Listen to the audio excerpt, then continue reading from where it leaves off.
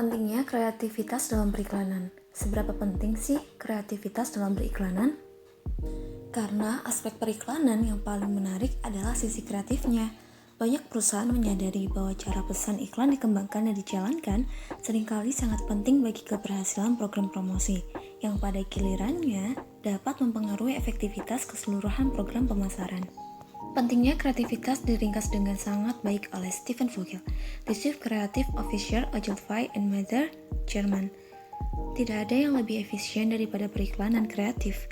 Iklan kreatif lebih mudah diingat, bertahan lebih lama, bekerja dengan pengeluaran media yang lebih sedikit, dan membangun komunitas penggemar lebih cepat.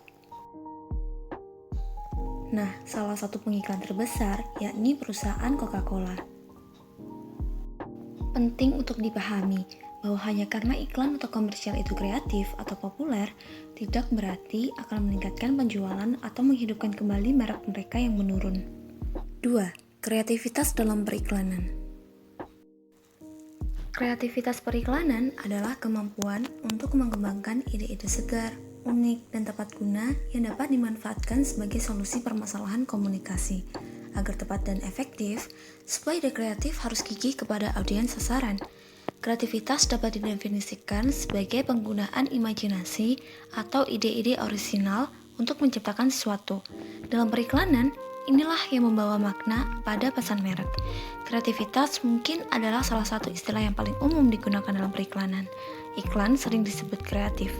Orang-orang yang mengembangkan iklan dan iklan dikenal sebagai tipe kreatif, dan biro iklan mengembangkan reputasi untuk kreativitas mereka. Mungkin begitu banyak perhatian terfokus pada konsep kreativitas karena banyak orang memandang tantangan khusus yang diberikan kepada mereka yang mengembangkan pesan iklan sebagai sesuatu yang kreatif. Adalah tugas mereka untuk mengubah semua informasi mengenai fitur dan manfaat produk, rencana pemasaran, riset konsumen, dan tujuan komunikasi menjadi konsep kreatif yang akan menghidupkan pesan iklan. Perspektif yang berbeda tentang kreativitas dalam periklanan. Perspektif tentang kreativitas periklanan seringkali bergantung pada peran seseorang. Sebuah studi oleh Elizabeth Hirschman meneliti persepsi berbagai individu yang terlibat dalam pembuatan produksi iklan TV, termasuk tipe manajemen, yakni manajer merek dan eksekutif akun, dan juga materi iklan, yakni sutradara seni, copywriter, direktur komersial, dan juga produser. Dia menemukan bahwa manajer produk dan eksekutif akun melihat iklan sebagai alat promosi yang tujuan utamanya adalah untuk mengkomunikasikan kesan yang baik ke pasar. Mereka percaya iklan harus dievaluasi dalam hal apakah memenuhi tujuan pemasaran dan komunikatif klien. Perspektif orang-orang di sisi kreatif justru lebih mementingkan diri sendiri. Setiap orang yang terlibat dalam perencanaan dan pengembangan kampanye periklanan harus memahami pentingnya menyeimbangkan perspektif tidak kreatif kecuali menjual dengan kebaruan atau keunikan dan posisi dampak. Sedangkan manajer pemasaran dan merek atau eksekutif akun harus menyadari bahwa memaksakan terlalu banyak tujuan komunikasi berorientasi penjualan dan pemasaran pada tim kreatif dapat menghasilkan iklan yang biasa-biasa saja, yang seringkali tidak efektif dalam lingkungan media yang kompetitif dan berantakan saat ini. Pada saat yang sama, spesialis kreatif harus menyadari bahwa tujuan periklanan adalah untuk membantu dalam menjual produk atau layanan, dan periklanan yang baik harus mengkomunikasikan dengan cara yang membantu klien mencapai tujuan ini. Penentuan kreativitas. Kreativitas periklanan adalah kemampuan untuk menghasilkan ide-ide segar, unik, dan sesuai atau relevan yang dapat digunakan sebagai solusi untuk masalah komunikasi. Mereka yang belajar dan bekerja di bidang periklanan umumnya setuju dengan dua penentu utama kreativitas ini, yang sering dilihat dari segi divergensi dan relevansi. Perbedaan sendiri mengacu pada sejauh mana sebuah iklan mengandung unsur-unsur yang baru, berbeda, atau tidak biasa. Sedangkan relevansi sendiri mencerminkan sejauh mana berbagai elemen iklan tersebut bermakna, berguna, atau berharga bagi konsumen. Relevansi atau kesesuaian juga dapat dilihat dari sejauh mana sebuah iklan memberikan informasi atau citra yang berkaitan dengan merek.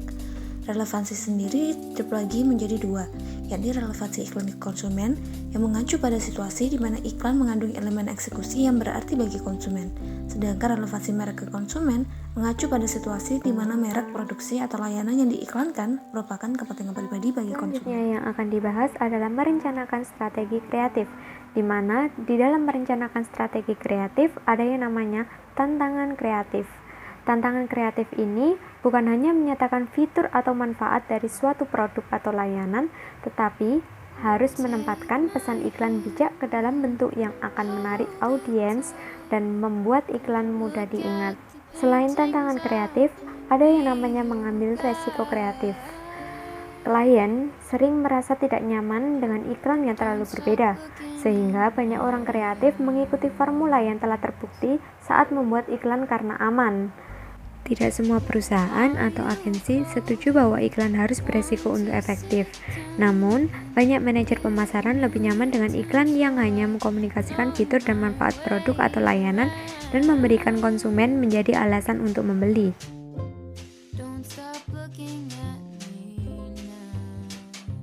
Perdebatan tentang efektivitas iklan kreatif atau berseni bukanlah hal baru. David Ogilvy pernah berkata, jika tidak laku, itu berarti tidak kreatif. Sedangkan menurut Bram Bouches, menjadi kreatif dalam beriklan berarti memecahkan masalah dan membangun merek. Penting untuk dicatat bahwa kreativitas bukanlah domain eksklusif mereka yang bekerja di Departemen Kreatif Biro Iklan. Komunikasi pemasaran terintegrasi membutuhkan pemikiran kreatif dari semua orang yang terlibat dalam perencanaan dan pelaksanaan program IMJ. Selanjutnya yang akan dibahas adalah proses kreatif.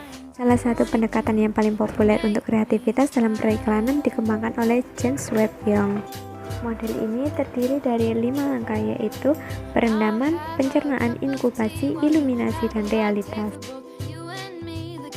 Perencanaan akun memainkan peran penting selama pengembangan strategi kreatif dengan mengarahkan proses dari sudut pandang pelanggan. Perencana akun tugasnya adalah menyediakan para pengambil keputusan kunci dengan semua informasi yang mereka butuhkan untuk membuat keputusan yang cerdas.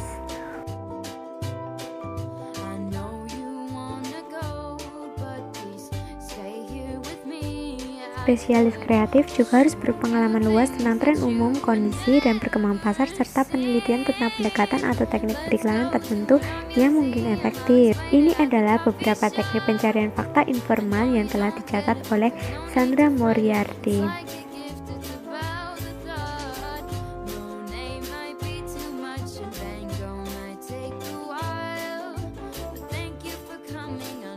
Pentingnya membangun dan mempertahankan merek yang kuat kemungkinan akan menjadi lebih besar di masa depan, sehingga dibutuhkan informasi dalam bentuk yang spesifik.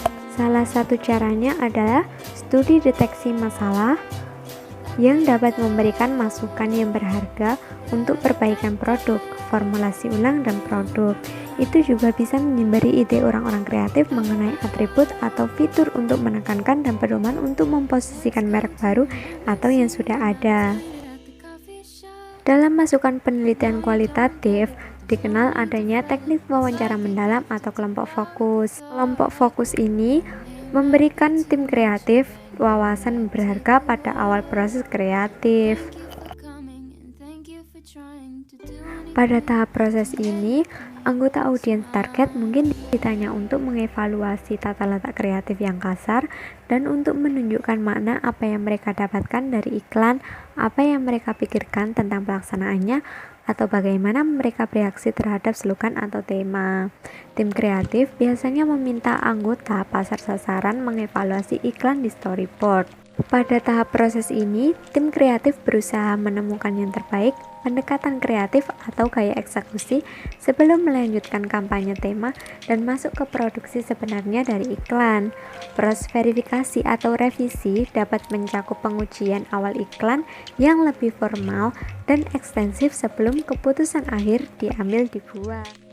Creative Strategy Development. Secara umum, pengembangan strategi kreatif perlu dilakukan dari waktu ke waktu yang nantinya akan semakin berdampak pada munculnya sebuah ide kreatif. Advertising campaigns. Sebagian besar iklan adalah bagian dari serangkaian pesan yang membentuk EMC atau advertising campaigns yang merupakan serangkaian aktivitas komunikasi pemasaran yang saling terkait dan terkoordinasi yang berpusat pada satu tema atau ide yang muncul di media yang berbeda selama periode waktu tertentu. Tema kampanye haruslah menjadi ide yang kuat karena itu adalah pesan utama yang akan dikomunikasikan dalam bentuk semua iklan dan kegiatan promosi lainnya. Tema kampanye iklan biasanya diungkapkan melalui semboyan atau tagline yang mereduksi ide kunci menjadi beberapa kata atau pernyataan singkat sebagai pengingat dan untuk memperkuat pesan merek pemasaran. Contohnya yang dilakukan oleh McD dan Nike. Perbedaan dari rencana advertising campaigns dan tema advertising campaigns. Rencana advertising campaigns bersifat jangka pendek, sedangkan tema advertising campaigns bersifat jangka panjang. Creative Brief dapat disebut juga sebagai dokumen platform kreatif atau Creative Blueprint atau Creative Contract. Creative Brief Outline. Yang pertama, masalah atau isu dasar yang harus ditangani oleh iklan. Yang kedua, tujuan periklanan dan komunikasi. Yang ketiga, khalayak sasaran. Yang keempat, ide penjualan utama atau manfaat utama untuk dikomunikasikan. Yang kelima, pernyataan strategi kreatif yang mencakup tema, kampanye, daya tarik, dan teknik eksekusi yang akan digunakan. Yang keenam, informasi dan persyaratan pendukung. Yang ketujuh, jadwal mencakup apa yang dibutuhkan dan kapan. Berikut adalah model aliran informasi pemasaran dari klien ke staf kreatif agensi, dimulai dari penjaga gerbang klien atau manajer merek dan diakhiri pada seni yang diciptakan.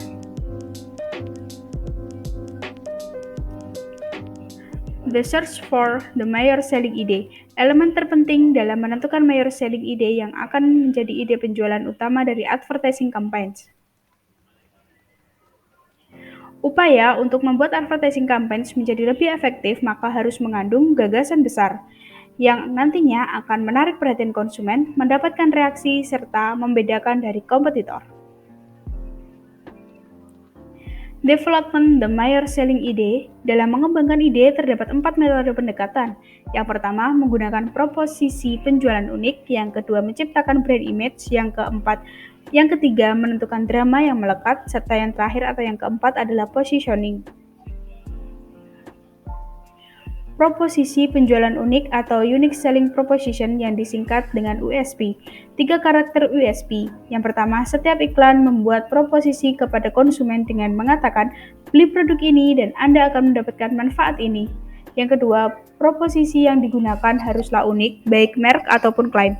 Yang terakhir, proposisi harus cukup kuat untuk menggerakkan pelanggan baru ke merek Anda. Menciptakan citra merek atau menciptakan brand image. Strategi kreatif yang digunakan adalah dengan iklan bergambar agar lebih mudah diingat oleh konsumen.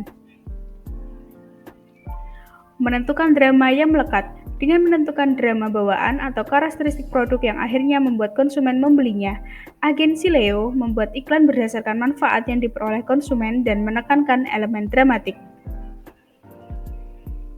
Positioning digunakan untuk menetapkan atau memposisikan produk di benak konsumen. Contoh, Pennzoil dan Quarter States melakukan merger menjadi Shell Oil Company.